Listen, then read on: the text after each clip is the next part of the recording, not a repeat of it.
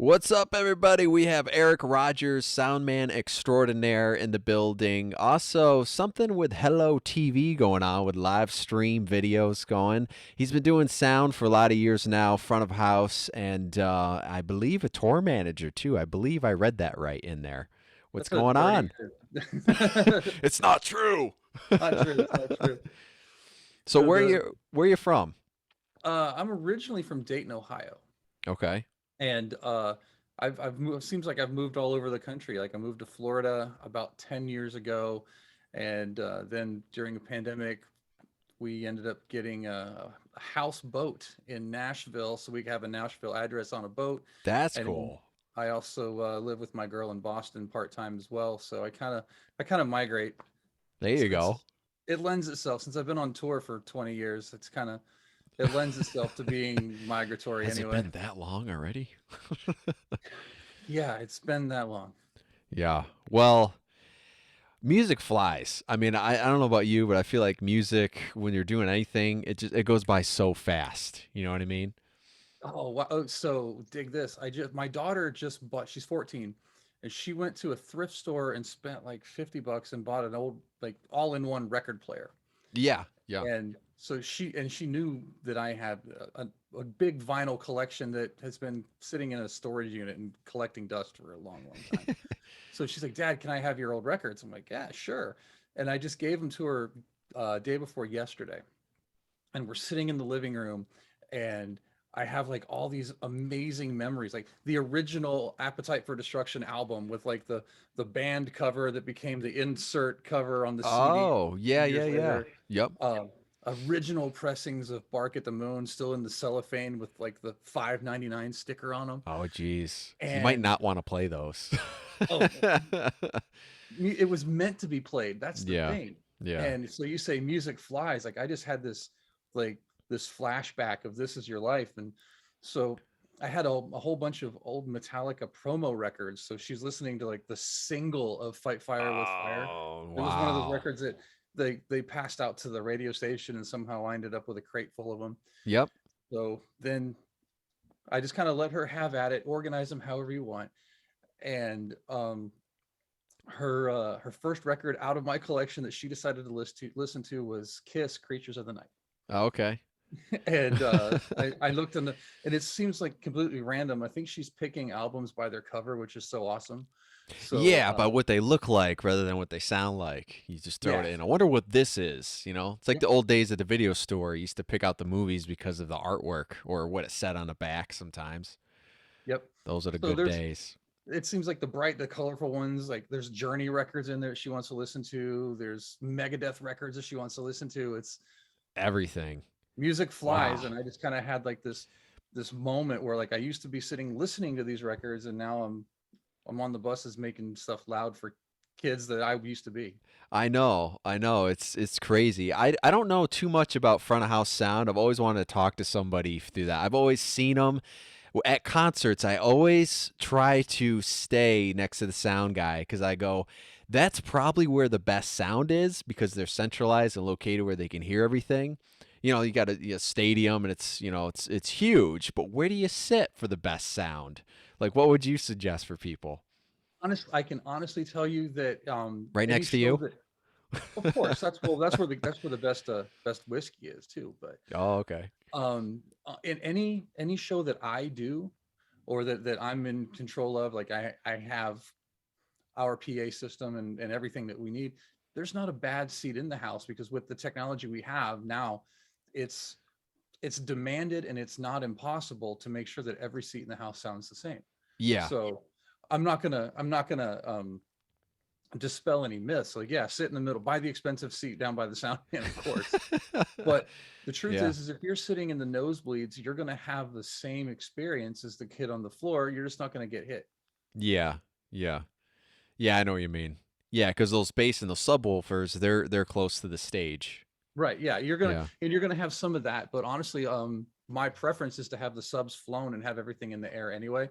So, Okay. and the ultimate goal is so the person in the front row and the person in the back row have the same experience. Okay. And obviously the back row is going to probably be a little quieter than the front row and a Yeah, little less yeah, congested, but musically you're not gonna sit in the back and wonder why you can't hear the vocal, or sit in the back and wonder why the guitar sounds funny. It should all yeah, be the same. yeah. I've At been the to a same lot of time, shows like that. Like I'll say, well, the bass player's on the left and the guitarist is on the right. I want to sit on the right the whole time so I can hear more of the guitar. And that's usually the case anyways, but so you're in saying smaller technology shows, is adapted to well, we have, like, especially on a stadium level or an arena level, like there's no reason why you can't. The loudspeaker systems that we have are designed for that. But okay. as the venues get smaller, let's say you're going to a House of Blues and you're seeing a rock band in the House of Blues, Yeah. there's this law of diminishing return where the rock band's going to have a very loud stage, and there's only so much PA you can have. So you Yeah. might just have the drum kit and the vocals in the PA system and the guitars coming off the stage, and it gets a little balanced. So as the gig gets bigger and the PA systems get bigger, then the availability for them to be seamlessly translate everything from front row to back row is that, Yeah. what's the word I'm looking for? That technology's there. Yeah. And I've read you've done front of house for Godsmack, Saint Asonia, Avenged Sevenfold, Scott Stapp, Metallica tour. Everyone tuning in. This is Radio Wigwam here, and I've never interviewed a sound guy before. I've always wanted to. So let's talk about like those bands. Did you start off with like your own gear and then getting into your own company, or you worked with a different company and learning the ropes? No, I actually worked for a sound company. Okay. That's the company I first got started with when I grew up in Dayton, Ohio. I was mixing local bands for a company called MS Entertainment. And the Yeah. cool thing about that company, there's a handful of sound company or sound vendors in town. It's a small town in Southern Ohio. And the company that I went to work for, we did sound for all the events that the other guys didn't want to. Okay. So like Like we did all the punk shows, the metal shows, we did the drag shows, we did the rap everything. shows, we did the church shows. It's because like there's a stigma. Like if you look at it, it's I listed everything that's fun. and Yeah. Well, I and see you do fun sports shows, shows too, right? So yeah, like that kind of stuff too. yeah. But fun shows have this stigma, at least they used to, like 20, 30 years ago, that they're going to blow stuff up or mistreat gear. Or your gear is going to come back covered in spilled liquor and cigarette smoke or Hmm. whatever. And the other vendors in town didn't want anything to do with that. And my boss Paul and I, we were like, shit, yeah, we'll do it. And Let's this go sounds for like it. fun. Well, and Yeah. it was as much of, I didn't know what I was doing, so I was getting paid to learn. So I got to use all these very difficult situations, like giant metal band in tiny little foundry warehouse, like building, Yeah. What do you make it do? sound good. Then Yep. um, massive gospel show in an arena, an arena that wasn't designed for audio at all, Yep. and they have to do it on a budget. So now we have speakers stacked on the ground, but we still have people way up in the air. Yeah. And um, it was this amazing learning experience. So I worked for a company, and then I went to work for a company called Thunder Audio out of Detroit. And what it was is I didn't know that touring bands had a sound guy or front of house engineer. I thought that it was the local guy. I wanted to be that guy. And Okay. So you then go I on tour started, with them.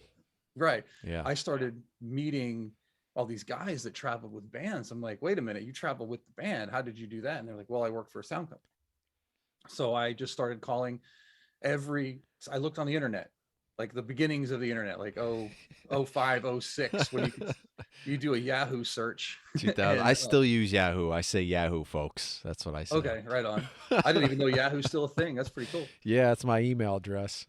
Um, the only company that actually answered me was Thunder Audio out of Okay. Detroit, Michigan, and they threw me on festivals, and I mean a bunch of other stuff, but eventually I was on the road with Avenged Sevenfold.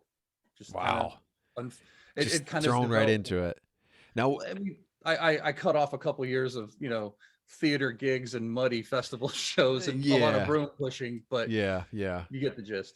So you get the cream of the crop coming up here with the artists and stuff. That's Yeah. cool. Now, do you have a team working around you? Like, are you the one actually bringing in gear too, or just like your stuff's there and you wire everything there and you set it up? Sometimes it Sometimes. honestly depends. Like when we're like say a large scale arena tour like Godsmack, right? Yep. We carry everything. It's a sound system's ours, all the consoles, microphones, cables, everything's ours. And there's a team of audio people that work for the sound company Hmm. that bring in the gear and they put it in place. And then from like my console, I've gotten to the point now where I work for the artist. I don't work necessarily for the sound company anymore, Yeah. but I will build my own world out at front of house. I'll make sure that my console goes up and everything that I use is put together my way. And Yeah.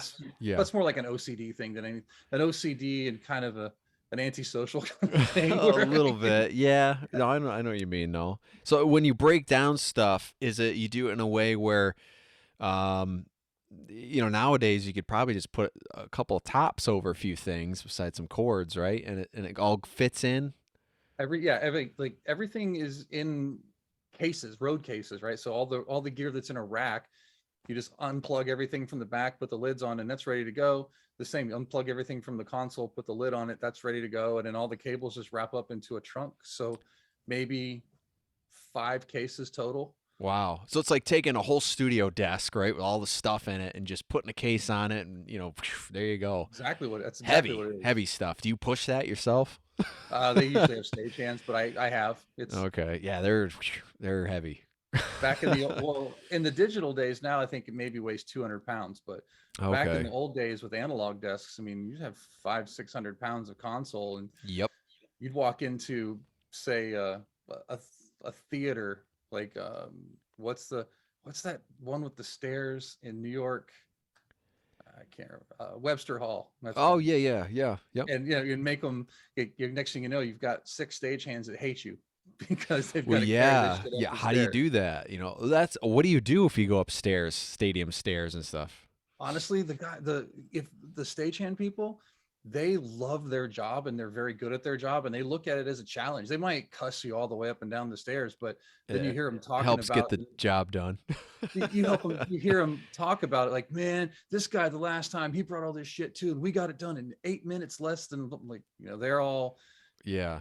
it's a they're in competition with themselves, always better themselves. So it's kind of like a good lesson for anybody in any job in life. Like, make yourself better every day. Every day you have a chance to improve. So they kind of do that. And it might just be carrying heavy shit. It might be, you Yeah. know, Yeah. deploying a PA differently. However they do it, they want to one up themselves. Yeah, because well, it's all about time with those gigs. Like you see them, and half an hour later, half the what you've seen, where you're like, look at all this stuff. It's all half packed already within like a Absolutely. half an hour. An hour, it's gone. Definitely an hour, gone. Oh, our stage manager on Godsmack, his name's Peter, and he's one of my favorite people. It doesn't matter how fast you can load out; it's never fast enough. Come on, people! And he'd be like, send it, send it, send it. And you're like, Wow.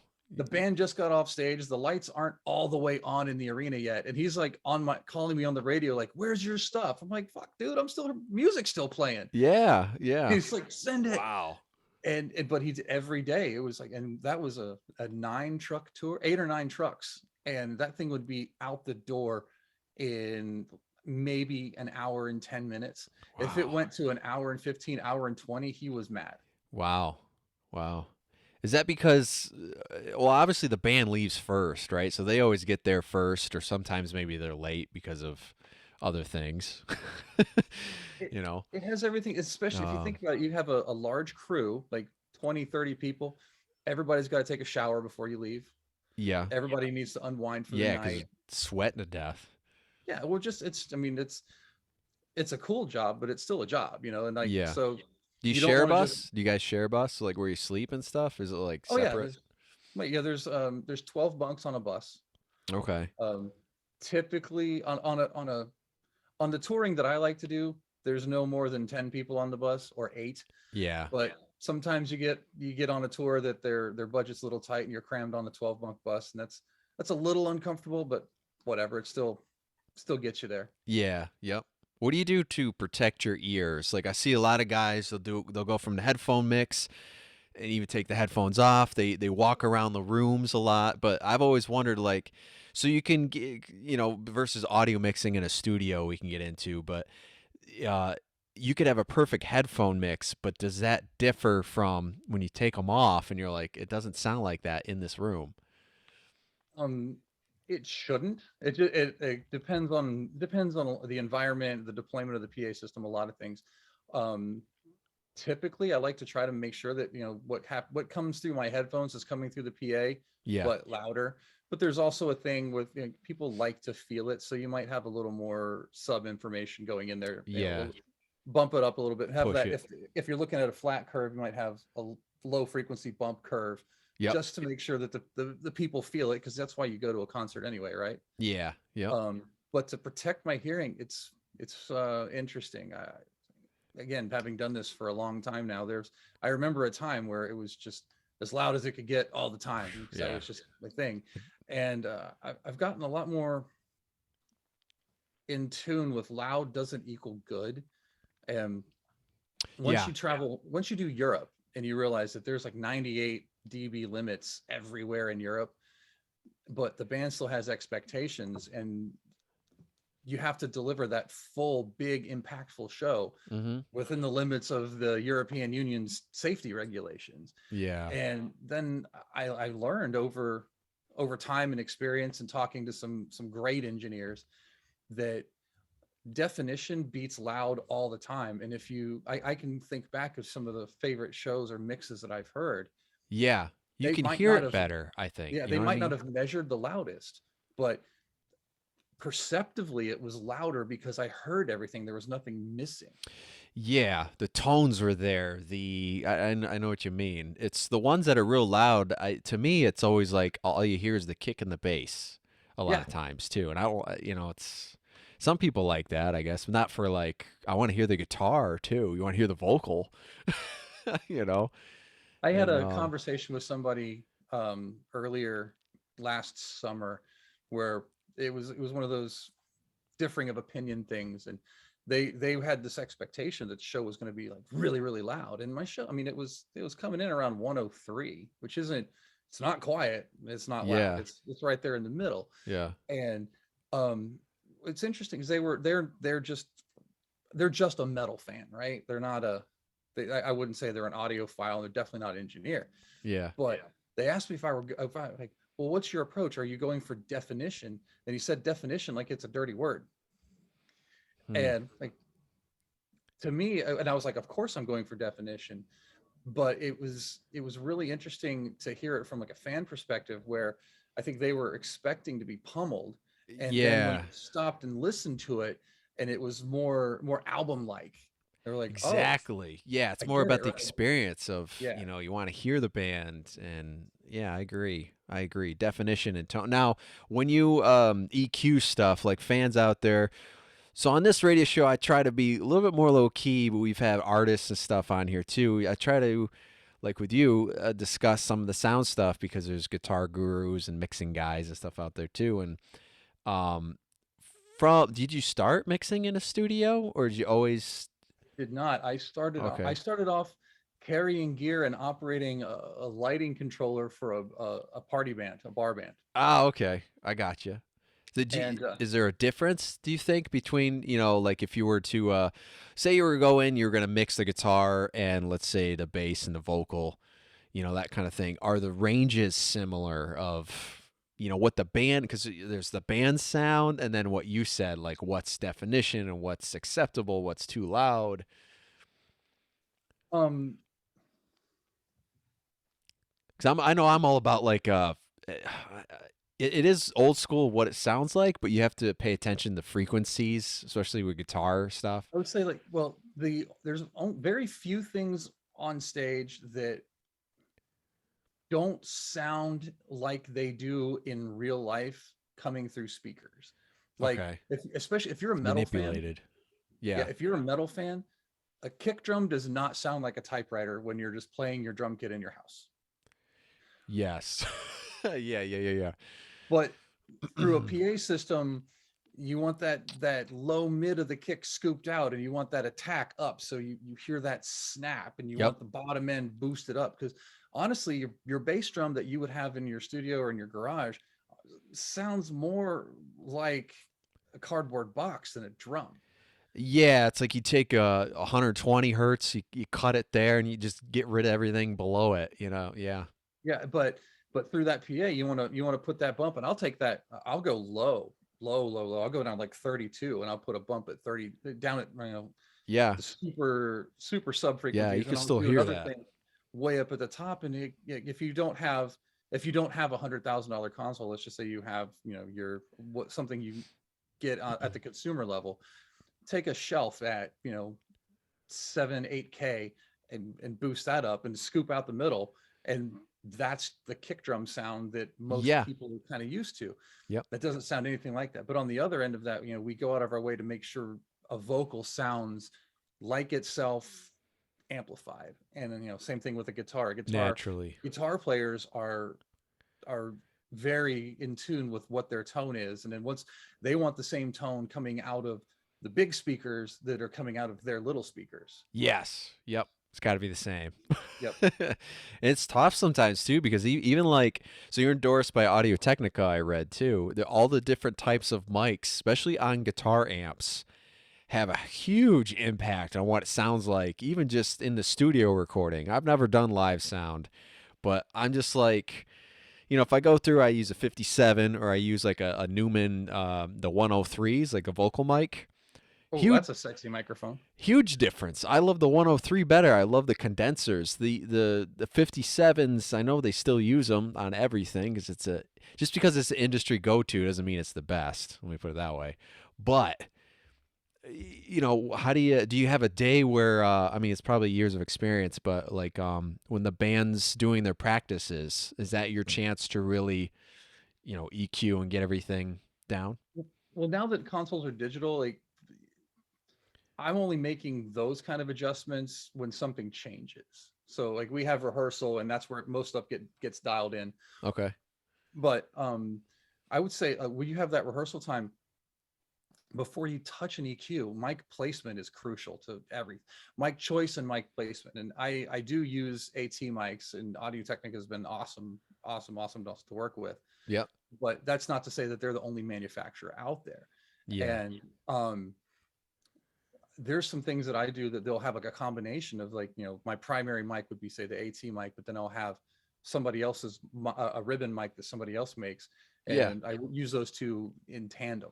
Yeah.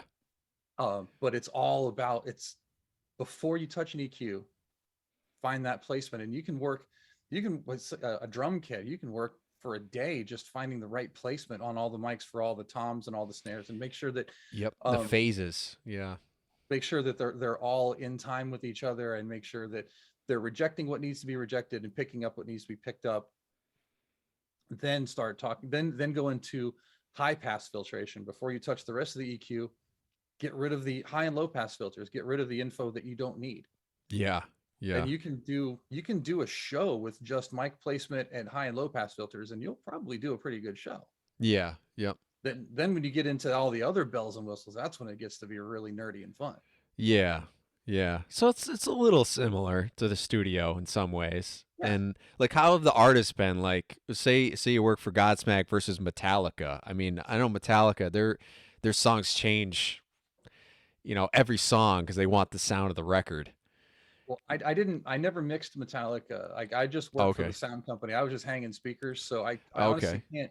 can't speak to how they are Let's go with musically to two that you have then. work with. But like, and honestly, like I'm a Metallica super fan, so just working there Just anyway, I was there. just, You're like, yeah, ah. I did. I was just walking around with this big smile, a smile on my face. It was awesome. So man, you're hanging up speakers right now? Is that what you're doing? Halo I know kid. that. That's the Danish guy. Yeah, yeah, I Um, know. I thought he was a drummer somewhere. yeah. But say Godsmack's a good example, because I got to work really closely with them.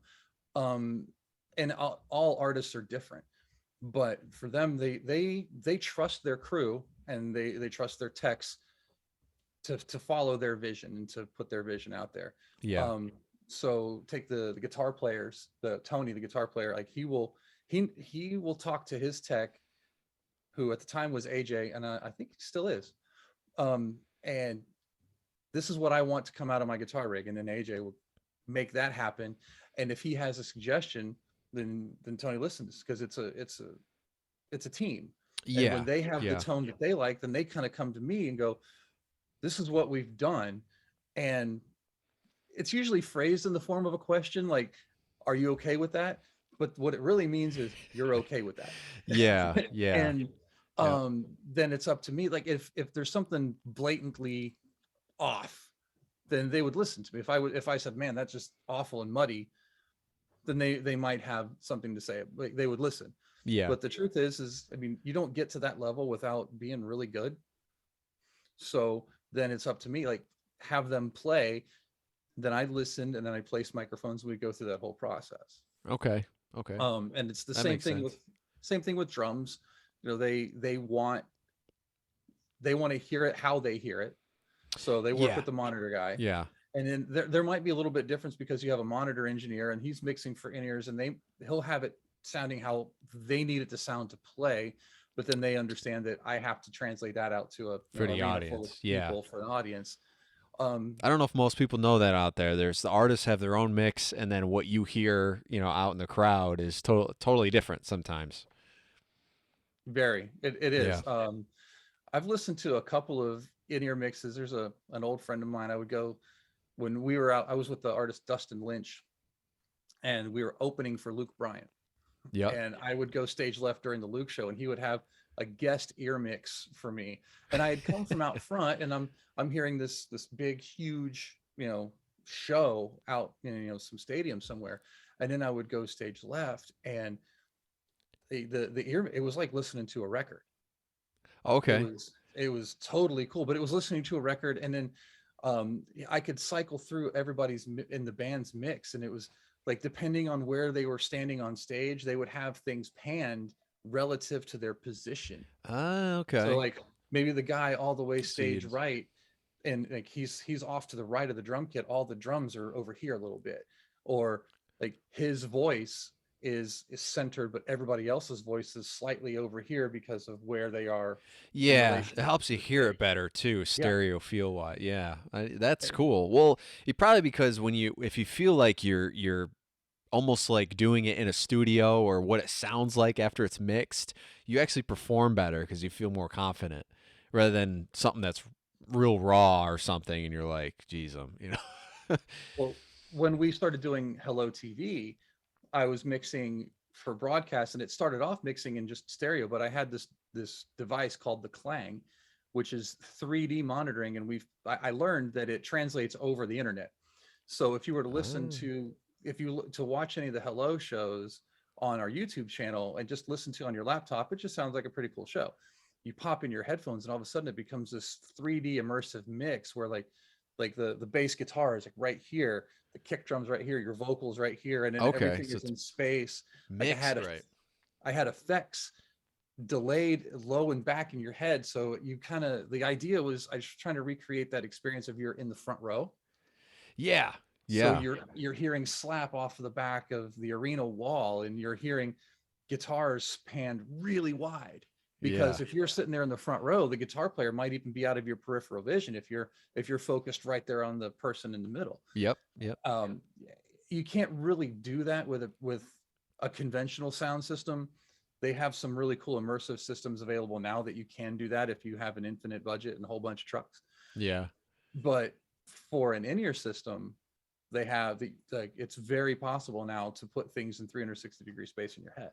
Yeah, that's awesome. That sounds awesome. That would be cool. I was gonna say your videos are very good with Hello TV. Anyone that needs one, definitely check them out there. I don't know if you do like while you're touring with doing the sound, do you do the video too the same time or is that kind of separate? We haven't done one on tour yet, but Okay, because I was it's thinking coming. It's there's your coming. there's your double bang for your buck right there. Whoosh. Oh, we've the plans in place. It's available. We're just waiting for the right client and the right time. Um, Yep. Now the industry is bouncing back from probably the worst 2 years of my lifetime. yeah. Yep. So not everybody's jumping the gun to spend a bunch of extra money on stuff that they Video may and not need right now. They're trying to just recover and get out there and play. yeah.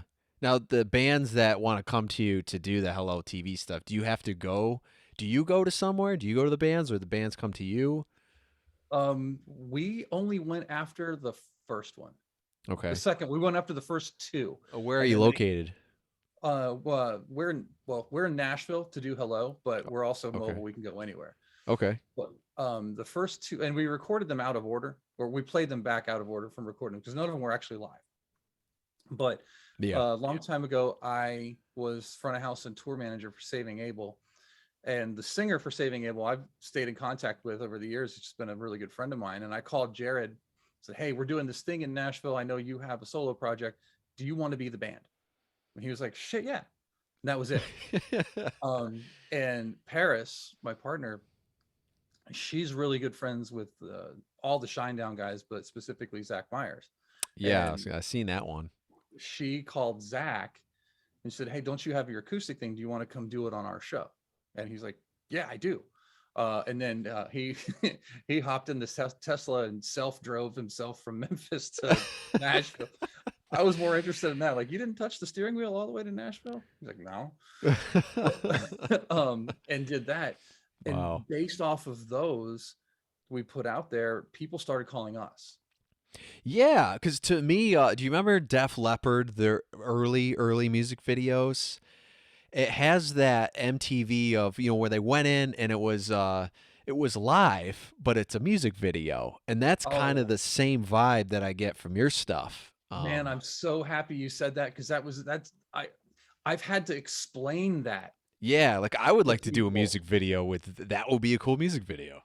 I've had to explain that where people would call us and they would be, "Oh, we really like what you're doing, but," and and the but is always fun because, "But I think it would be great if we did this." Hmm. Like, man, go back and watch what we've done. Like, this is the vibe of what we're doing, and everybody would pick up on it. And then there would be somebody like, "But we have to go live." Like, why? Why do you have to go live? And Yeah. I would go like, "Oh, why don't you go right now into YouTube and look up the Van Halen jump video, go look up any Motley Crue video, look up Yep. any Poison video, any Def Leppard video." Those are all live shows that were shot on a soundstage somewhere in Los Angeles in the mid 80s. Yep. And it had the feel, it had the look and the feel of live. The band is performing. The The only song's still difference, being played back, right? yeah, Yeah. Yeah. like the only difference is the time frame of when you get to watch it. And there, if the band is live on stage on a live stream, it's not like they have any artist interaction anyway. So it's not like they're No, going there's to, nobody some there. will, Yeah. some will stop the show and text to the chat or whatever, but Yep. Yep. by and large, it's a show, and you have the same show banter. You're still talking to a microphone. You're still gonna be, "Hey guys, what's up?" And instead of saying, "Hey, hello Los Angeles," you say, Yeah. "Hello world." Yeah. And then we've done a show where we did it live. We recorded it, and then we watched the live stream with the artist, Mhm. and we proved a point where the audience was watching the show and they didn't really know whether or not it was live until the artist started chiming in the chat. And Yeah. then the audience had that extra connection with the artist when they figured it, and he didn't really advertise himself. Yeah. They just kind of figured it out. And all of a sudden it became this weird thing where they're watching a live show and they knew it was just for them and they have this unique experience. And then they have the additional experience of watching it with the guy. Yes. Yeah, because you don't want to play and perform and then and worry about the chat the whole time and stuff. You do that later. Right. And Yeah. then, and well, what's really, it was cool because it's a show and like, you're not going to have not fans watching your show. So it's not like there was any stress. I mean, there probably was. If you're an artist, there's always stress, but Yeah. it Yeah. wasn't like that fear of being internet heckled or anything like that. Yeah. And but then you have like the one or two people in the chat room that are like, "This is bullshit, it's not live." And then you'll have the artist quit back, "If it was live, you wouldn't be talking to me." Yeah. And then it clicked. Yeah. So it was, to me, the live thing, it was pointless. Yeah. Well, I think you're doing a good job. That was my first vibe with everything. I was like, Thank you. I'm digging this. I'm digging it because I was just like you, a huge fan of all those. I didn't grow up anywhere near that time, but I loved all that music through high school and stuff. Now we didn't have YouTube even. YouTube for me started like 2004 or something like that. I started doing fan films and putting them on there with see my Michael Myers mask in the background. But it was before that, so I used to buy the DVDs that had the music videos on them. I That's how you bought a saw them. I bought I think my first streaming thing experience was a Guns N' Roses concert from France in 1993. On TV, It was pay-per-view. pay-per-view. Yeah, yeah. So Yep. you Some of call the those. 1-800 number, and you buy this pay-per-view, and then somehow they send us, you called the cable company or something like that, and they unblocked Send it the for your signal. house. Yep, just And like then boxing. mhm. Oh, Yep. and then of course we videotaped it so we could watch it over and over and over again. Yep. Yep. But that was Those the first thing. bootlegs. It wasn't live because the show started in the daytime somewhere in France, like at 7 p.m. The sun was still out in France, but I was watching it at 7 p.m. in Ohio. Yeah. So Yeah. even in 1993, like, we dispelled the myth, it didn't need to be live. Yeah. It's not like what's happening right now. Everyone And thinks when they watch like Good Morning America, it's right now. It's yeah, live. It's live in front of an audience. That's what that means. Or just live, meaning it's not pre-recorded, it's not acted. right. But that's the thing. I get a broadcast show. If you're doing an interview, well, actually, we're doing an interview show right now, and it's not live. Yeah. I've done them live on Instagram, but then it saves after and replays like this anyways. Well, right. But I mean, I'll watch interviews with my favorite artists, and I don't care if it's not live. It's still learning something about somebody I like. Yeah, But exactly. I mean, when I watch the news, I guess I do want it live because I want to know the score of the game. I want to know, I want to know if the bobsled team won or something like that. That's cool live information. But Yeah. I don't care if, Axl Rose bought a new puppy and I learned about it live. Yeah. Yeah. It's like, no.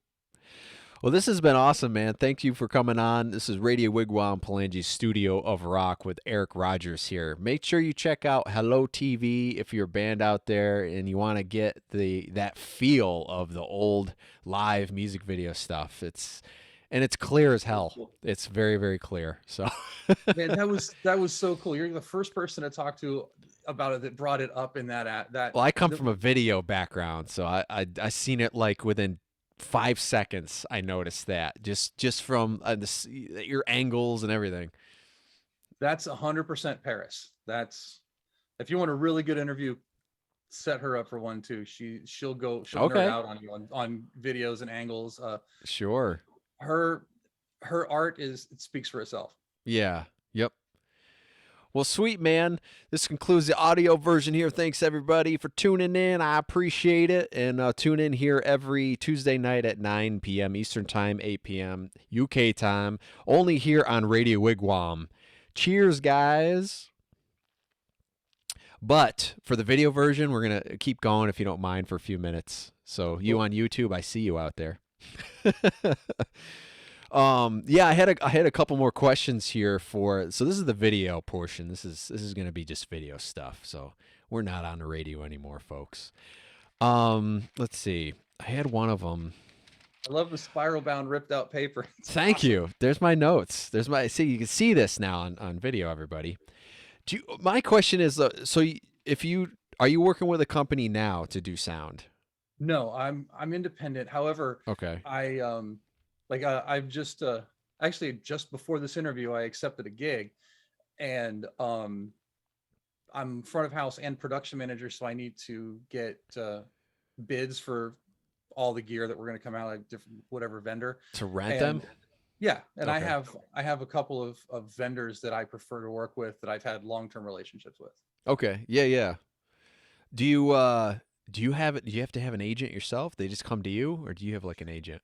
They come to me. I recently learned that, I don't know about agent, but over the holidays, I became friends with somebody. He does have a manager in this business, and I never considered it. Yeah, that was my question. I go, does a sound guy have a manager? If you said if it's independent, some evidently some do and some don't. It's new to me. I'm what I do for marketing and availability is stuff like this. I'll go in and I'll talk to podcasts. I'm really bad about posting on social media when I'm not actively on tour. Like Yeah. occasionally it's a picture of my kid or I'll send you something I'll like send you that. links and stuff. Usually people sometimes don't, and I'm like, well, you got to send them the links, you know. Yeah. They're gonna search Um, for it. but yeah, it's mostly self-promoted and it's a lot of networking. Yes. Yeah, And it's you learn that it's a big world, but it's a small business. it is. So Well, I just mean, I find you well, on Facebook. You know what I yeah, mean? And it's like it's not everyone's on Facebook, I guess, anymore. But even on Instagram, I message some people and they do get back to you. But Facebook is a little more. I feel like they use it as a messaging service now. It's like your answer machine. I had to get with the times on that because I'm not a I don't know. I guess the way I came up, like just growing up with a kind of a conservative Midwest family, you get a job the old fashioned way where you knock on the door and you shake somebody's hand and you do an in-person interview Yeah, you call them. and you call, right? Or you send an official letter of some kind. And Yeah. I would, for the longest time, I would get a instant message from on Facebook or Instagram or whatever. And I'd be like, this is kind of bullshit. Why are you trying to IM my personal Facebook? It's a Yes. violation, but it's Yes. not. It's like, that's how things get done. Yeah, I get no emails anymore for gigs or whatever. It's all like they Facebook you. And if you don't get the message like within a half an hour or something, you're like you lose the gig. And you're They've like, moved on. yeah, and you're What like, what? well, what I've learned is there's like a informal tone now where it's not unprofessional, but it is very informal. So Yeah. if you're the type of person like I learned a long time ago, you write a formal letter like to whom it may concern or dear so and so, and then here's a Yep. paragraph introducing yourself, then here's a paragraph of what you can do, and then here's a conclusion and They all don't that read shit. it anymore. They don't read it. Yeah. And brevity is important and you match their tone. So somebody will send you an instant message, hey, are you available for work? You could respond with that long list and they don't give a shit. But if you Yeah. respond, yeah, what's up? They call you. and, it's it's completely mind blowing. Where you're like, that's Oh, not how you talk to people. That's how it I talk to my is. friends, and you're not my friend. But then understanding that I am the kind of person that likes to work with my friends, it's not unreasonable to think that the rest of the world doesn't think that way too.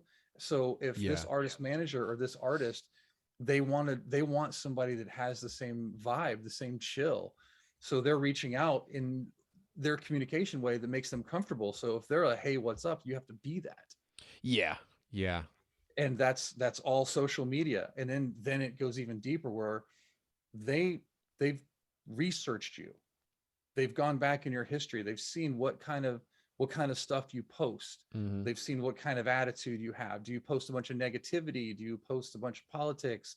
Yep. uh do you like the New England Patriots? Yeah. like Yeah, like whatever. speaking of which, for You like Godsmack, horror movies. well, the Godsmack guys are very Boston, and of course they're all big Patriots fans. Yeah. And Oh yeah. I am not, except we had to play opening day at Foxborough in 2019.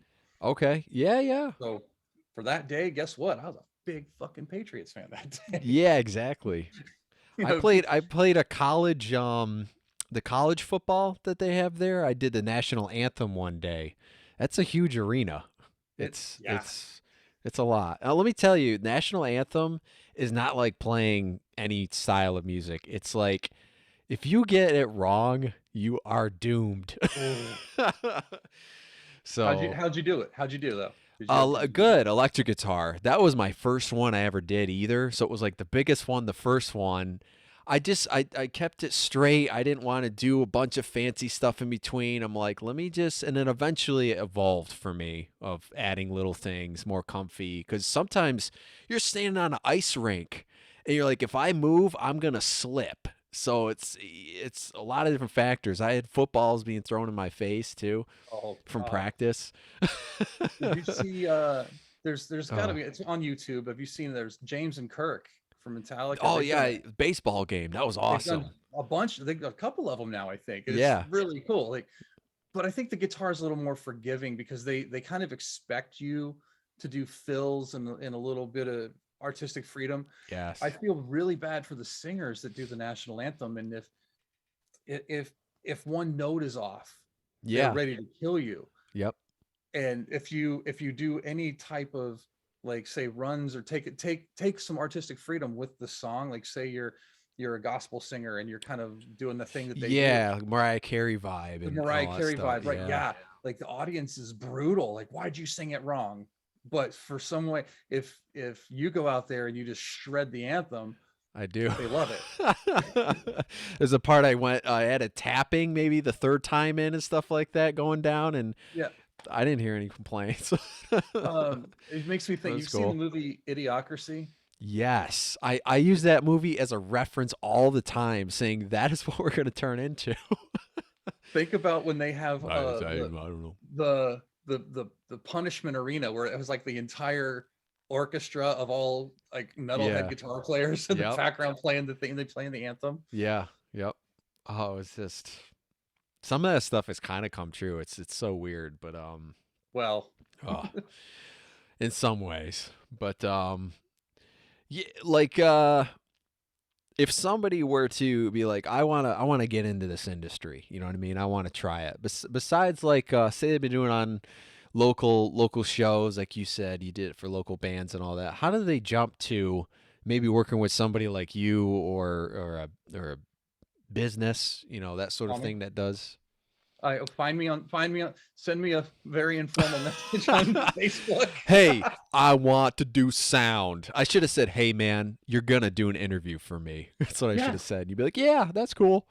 I had a girl hit me up on Facebook. I'm the I honestly, I accept every friend request. Yep. And Up then to as soon as you, 5,000. right, but then again, as soon as you hit me up with a random thing to buy your bullshit product that I don't want, then I unfriend you. Yeah, yeah. Here's some hairspray. Go ahead. Right. But I had a girl, not, what, 3 weeks ago, 2 weeks ago. I was in Mexico, so it was like 3 weeks ago. Yep. Um, hit me up with a random question. She's like she hit me with a friend request. I said, yeah, welcome to my friends. And she started hitting me with questions. And it was like, it gave me a little bit of her background of, like, I'm from Nashville and I'm doing this and this and this in the clubs, and some how-to questions, but it was mostly like nerdy audio stuff questions. But Yeah. I'm super approachable because I reach out to people that I look up to even now, and I'll call them, like, hey, how are you doing, whatever. And it starts with that. It just starts with networking. Just hit Yeah. me up. Yeah.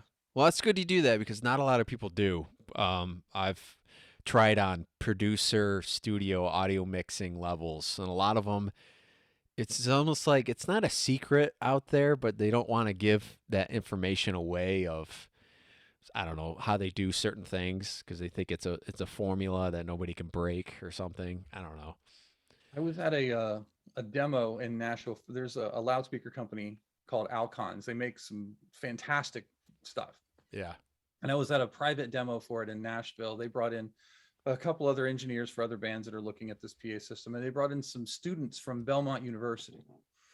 And I made the joke because all these kids were looking at sound systems and listening, and they were listening to some of my board mixes. They were listening to some other board mixes, and just, and it wasn't to tear apart the mix as much as it was to listen to this technology that was really rad. Yeah. Yeah. But I looked at a friend of mine, and my friend, he just got off the road. He mixes Nelly, and just looked at him like, see that right there? And he's like, yeah. I'm like, they want our job. And it wasn't, it was kind of a funny, but it wasn't a negative. It was like, I remember being that kid looking at me, like, how do I get there? Yeah. You have no clue. Sometimes you're like, oh. And I was very fortunate. Like, I wouldn't say, maybe it's the same experience. If you look at if there's 100 audio engineers in a room, I would go to 100 of them and ask how I got there, and maybe 5 actually answered me. Yeah. Yeah. And Yep. Yeah. I just choose to be one of those five. Yeah.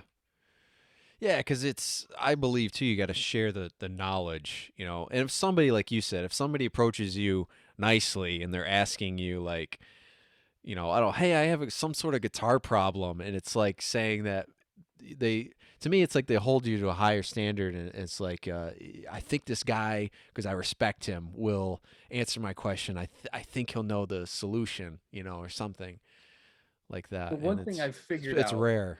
yeah, something I have figured out is confidence. Confidence breeds confidence.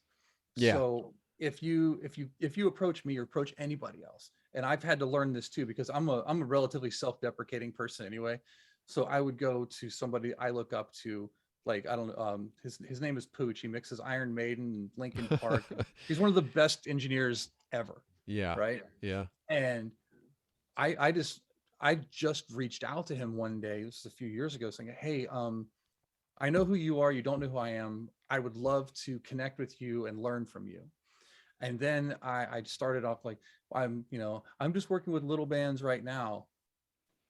He never answered that. He was just like, yeah, sure. Like, let's connect. Yeah. Let's What network. do Let's you be need? friends. Yeah. Yeah. What do you need? He never paid attention to that like self-deprecating thing. And then I've had people come talk to me and like, well, I'm starting out now. I just mix a little bar band. Like, I don't care. Like, sound. Yeah. Yeah. Like don't sell yourself short. So I would say that to approach somebody in this business, like come off confidently. We know Metallica has an engineer, so you're not going after that job. No. But he No. started somewhere. I Yeah. started somewhere. Like you started somewhere. We all started somewhere. Yeah. So when the new person is looking up to us for information, I already know you're new, so you don't have to you don't have to look Sell up to yourself. me Yeah. or think that I'm looking down to you because it's only a matter of time before our seats switch. Yeah. Yeah. And sometimes that's a good thing too, because you want somebody that is not that knowledgeable or similar to, if someday if you are going to back out of it, to take your place, because it is rare. And like you said, between the audio world, the digital world, how the audiences and everything turns, it's completely different. Like the kids nowadays, I don't really know what they would learn at 15 years old, because I started out with, like you probably, with all you were talking about, the records. I started out with cassettes, and then tape recorders, digital sets, analog boards. I still refuse to go to a lot of the digital stuff, but you don't want to lose that. You know what I mean? You want to bring that on the next generation. Keep recycling it. Somewhere there's a photo. My mother probably has it. There's a photo of me because for my 8th birthday, I got my first record ever. It was Thriller. And Okay. there's a picture of me Yeah. because if you open it up, there's like this bifold picture of Michael Jackson lounging with a tiger. Yes. And there's a picture of me with that album propped open and me laying the other way with like a stuffed animal or something like that. Posing like, so yeah, I started with records. That's cool. Well, yeah, what are you gonna do? Well, I I'm gonna appreciate you. find that. I'm gonna find that picture and post it. That's what I'm gonna You do. should. That's a funny one, especially because it's Michael Jackson. Now, everyone thought he was cool when he came out, but Oh, you can't take away. oh, Forget about. You can't forget about what he allegedly did and do. Like that's. oh yeah, he's a musical genius. But if just listening to what he did musically, him and Quincy, oh, His perfection. drummer too. I don't know if you went to YouTube, seen some of the videos. His drummer that has drummed for him for a long time. He is a human metronome. He's Yes. everything. I mean, he's just his attack is down to a science. I think they Well, did. They took computer program and they analyzed him, and it was like 98% like digitally close. and he's one of those awesome there's two to me this is funny. There's two types of drummers. There's the drummers that take the insanely difficult and make it look easy, Yeah. and the drummers that take the insanely easy and make it look difficult. And Yes. Yeah. Yeah. Yeah. Yeah, Like I if know what you you mean. watch Rush or Sugarfoot with Michael Jackson, it's like I can barely count to four with a kick snare and a hat, Yeah. and they're out there doing quantum physics while having a conversation and kind of just rocking out a little bit. It's Yeah. unbelievable. Yep. Or the guy that remember the ZZ Top video? He's in like a wedding band, and it's easy drum part, and the guy is going insane. Yeah. And you're like, he's a Yes. great drummer. Is he now? He's only playing the same beat. And he's doing where like he's twirling the stick and he's hitting the crash on the upstroke and the downstroke. Everything. The Yeah. guy's like, I still have never seen anything like it with that style. But He was in an episode of The Office okay. Okay. where it was like it was the season where they had a band in the warehouse Uh and he was like the guest drummer and he comes in and just blows everybody away. huh. And it's like he's just Drum a playing little some bit. blues riff and he's just Yeah. crushing it. Yeah. I see some TikTok people kind of doing that now. So he started a little trend, I think, with that. Look better than just going, I can play this beat, but how can you look and play this beat? Right. But little drum. Anyone, thanks everybody for tuning in here for the video portion. To add a little bit from Rush, the guy that he took lessons from or advisement from, he said it's all about the motion and in the air. You can play a beat or you can, it's almost like martial arts. You can do the motion and energize that flow. And I think that guy, I don't know what style he was teaching, but he's right. It's about the energy. I've heard something similar, like because I'm not a drummer at all, but that methodology where it's almost like the Tai Chi of drumming. You're right. It's like Yeah. Yeah. Because you can learn karate or you can learn the art of karate, and kind of, I guess it falls in line with that. There's in music, there's as much about the notes as there is about the space in between the notes. So yes. if you look at the drum, like the drum stroke, right? That's the note, and how you're getting to that note, that's as musical as the note itself. Yeah. Yeah. I'm studying at Berkeley online for rock guitar certification, and that's one thing that's I feel like that's not in there. It's you can play to a metronome, you can be a human robot, but they don't show you or even talk about uh like what you're just saying. I mean, they talk about a groove, but it's But feel, well, that's feel, right? Like if you're yeah. just a metronome, if was you go in and you lay down your track and you quantize it so it's perfect, there's no feel. No. There's no expression in there. And even if it's just a standard 4 count song and you're playing on the 1 and the 3 1/4, you're like that little hesitance in there. Yeah. You're Not off just it's where it's not necessarily off, it's just right. And dead on would be a little robotic almost. yes. Yep. But how do you document feel? I don't Being know. by being off a little bit. Yeah. Yeah. Look, 90s is great for that. If you listen to 90s music, there's a bunch of off stuff in there. Oh yeah. That is the decade of offness. So what you're saying is you need heroin. I don't know. Because They did everything. that was But like the secret sauce to grunge, right? yeah, because the 80s, I mean, they did everything too, but they were a lot more on time, let me tell you. And the 90s stuff, you take Nirvana, Dave Grohl's awesome, but there's a lot of parts that they're just not syncing up as much, and that makes the sound. That's Nirvana. Nirvana, but there's a lot to learn from Dave Grohl. Like where you've seen the videos, he's how do you get started? Like buy a drum kit and start beating on it till you feel good. Yeah, Yeah. hit harder. Yeah, hit it harder.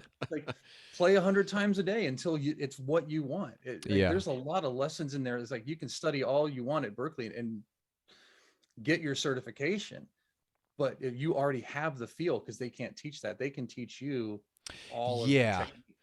Yep. And I'm having trouble because I'm explaining to this. Like I've been playing guitar 20 years. I write my own stuff, yada yada. I've done a lot of cover gigs and stuff. And I go, for me to play this straightforward, because that's what some of their requirements are. I go, it's tough.